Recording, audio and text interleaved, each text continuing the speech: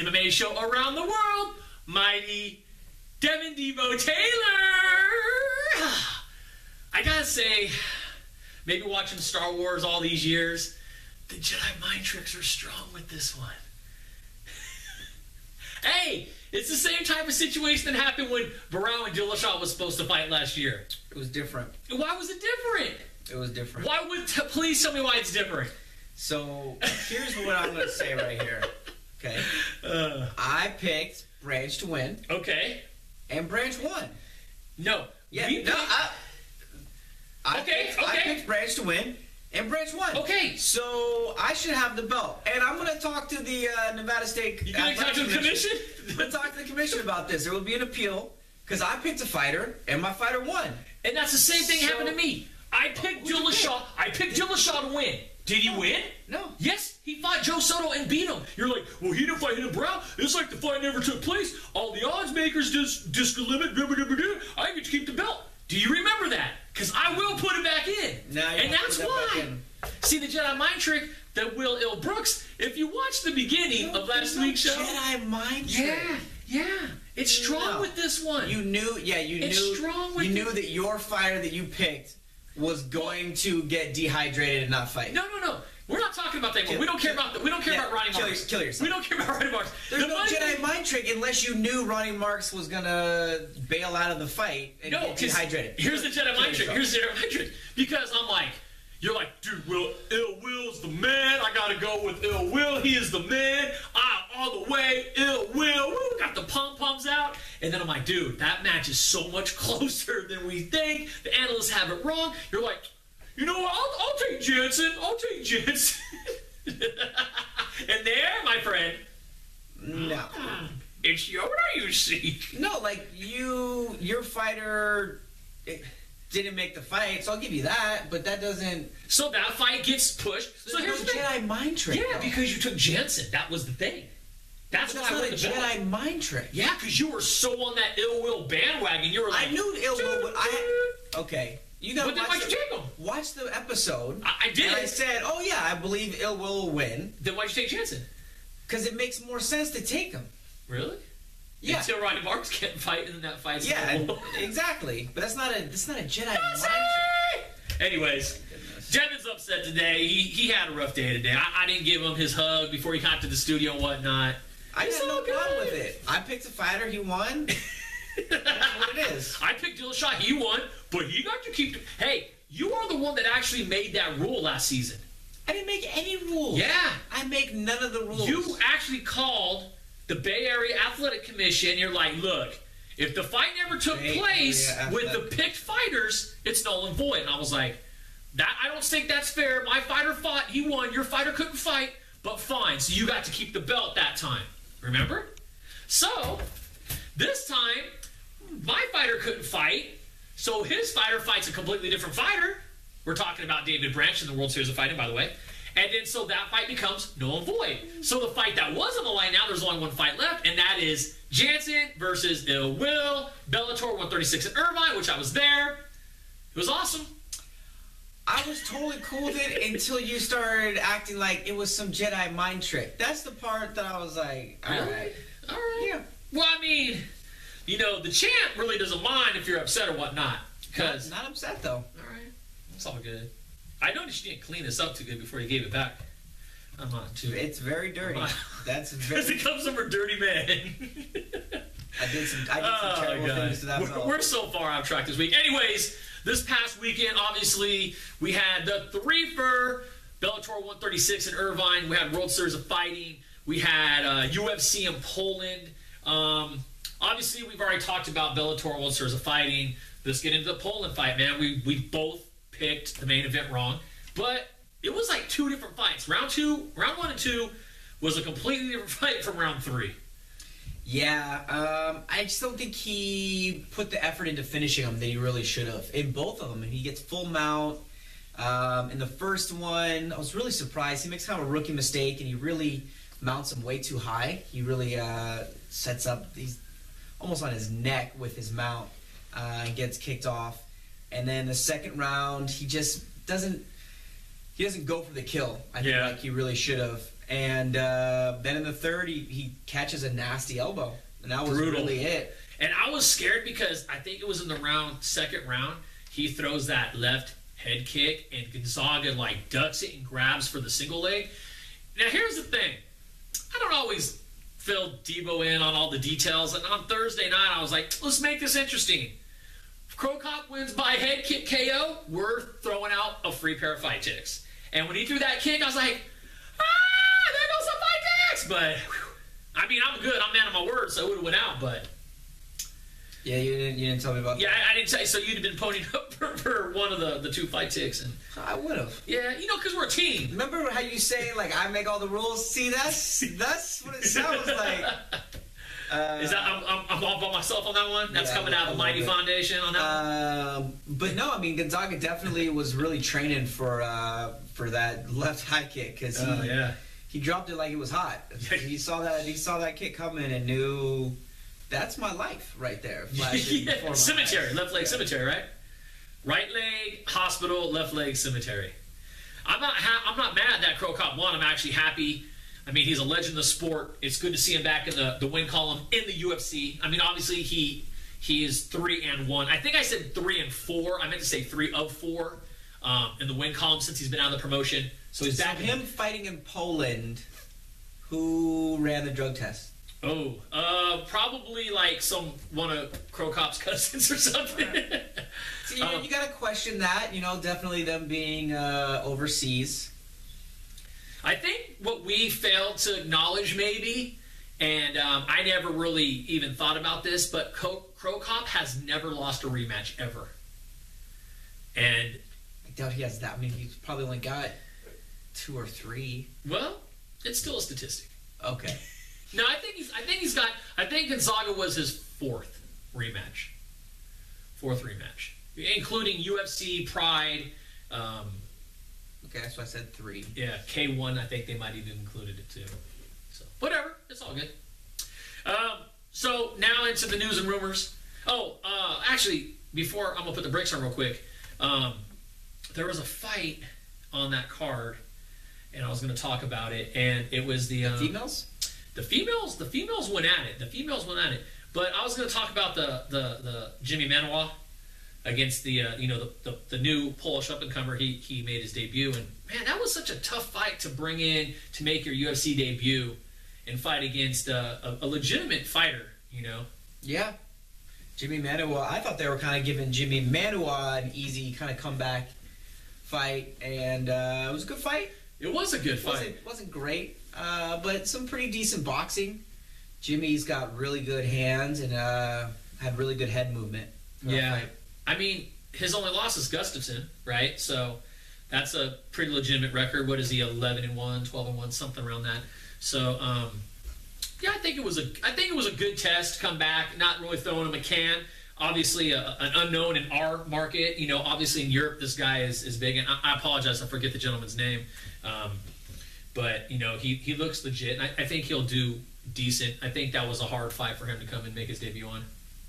I was excited for the females. Myrna? Yeah, and she calls out Joanna that was in the crowd. Yeah, and Joanna, you could tell is a killer because she's wearing, like, a nice little purse. And she, like, got up and was like, I'd murder you. Yeah. And she had, like, this little cute little purse. And I was like, I'll murder you and put your parts in my purse. Yeah. Okay, news and rumors right now. I think one of the big things this week is Yoel Romero gets hurt. I mean, 6 days before the fight. I mean, that's extremely hard to find. And it's a co-main event for UFC Fight Night this weekend. And, I mean, that's rough, man. And Jacare, no one wants to fight Jacare. No one wants to fight Jacare with a full camp. Exactly. So, I mean, who wants to fight him on 6-day notice? On 6-day notice... I mean, I'd fight him. But you're not allowed lot of other people would want to, really. Oh, by the way, and something else you don't know, I tweeted to CM Punk, and I told him that you would fight him for the first fight, and we would even put the belt on the line if he wants to go for it. And he could pick the weight class. I figure you'd probably do welterweight, middleweight. We could probably pump you up to light heavyweight. I don't know where he's going to fight at, so I told him we can work with this. I mean, I prefer welterweight. Yeah, I think that's a good way for you. That's really where I feel most dominant. But I'd go up. Yeah, you do middleweight maybe? I do middleweight. So I told him, I said, hey, we put the belt on the line. His first fight can be a title shot. If the money's right, I go to middleweight. So anyways, Chris Camozzi steps up and says, hey, I'll fight Jacare. I mean, let's look at it. It's a win-win for Chris. You know, he was already released from the promotion a while back, so now he gets his end back into the UFC. You know, Uncle Dana's going to say, look, you're doing us a favor. You have some name recognition. You know, you're from the Ultimate Fighter. You have UFC vet. And it's a rematch, right? So there's probably a little bit of incentive for Chris to try to get a W. And, you know, who else is going to fight him? Nobody. Yeah, nobody exactly wants to fight Jacare. I'm surprised Cowboy didn't say he'd fight him. That is surprising. Yeah, I think he only didn't say it probably because he's already tied up with Khabib coming up here. Yeah, they're like, we'll take that fight. Yeah. No, let me think about it. So other thing going on is they just announced today the UFC on Fox 16 in Chicago. That card already looks good. They got the Hendon Barao, Dillashaw, speaking of which we're talking earlier, they got that rematch finally slated now that Dillashaw looks like he's healed. So that'll be there. Miesha Tate versus Jessica Ai. And also Miles Jury against Anthony Pettis. That's huge. Actually, I think Pettis has way more to lose here. And that's huge for Jury if he can get that W. I mean, I'm not saying who's going to win yet, but I'm just saying there's a lot on the line in that fight. Yeah. I mean, I think it's an interesting fight. I think Pettis takes it pretty easy, but definitely a good fight. I think it'll be a fun fight to watch. Yeah, absolutely. I think hopefully it's a stand and bang. You know, Miles obviously. I don't know who wants to take that fight to the ground. No, I don't. Well, you know, I mean, Pettis has underrated jiu-jitsu. I mean, Jury has jiu-jitsu as well, but there's no way Pettis is taking this fight to the ground. I wouldn't think so. I mean, sometimes people, you know, they want to get that W, so they do some type of weird camp where they're like, hey, we're going to take them down and grind them out. That's a good question. We should look up how many takedowns Pettis has. Probably not many. I don't know that I recall a Pettis takedown. All I'm stating is, I'm not saying that's what's going to happen. All I'm stating is he loses. Just saying random stuff. No, he just lost the belt. You know, maybe he knows that Jury is a legitimate threat on the feet.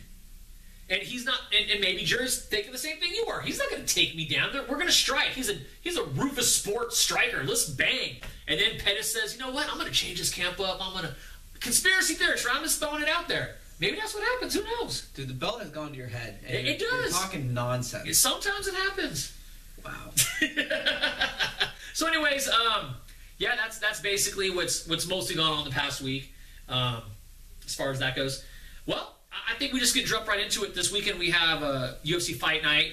And actually the card, there's many fights on the card. I mean, from top to bottom, it's pretty stacked. But I think we should just talk about the four main fights. And we'll start from bottom and go to the top. We got Felice Herrig versus Paige Van Zandt.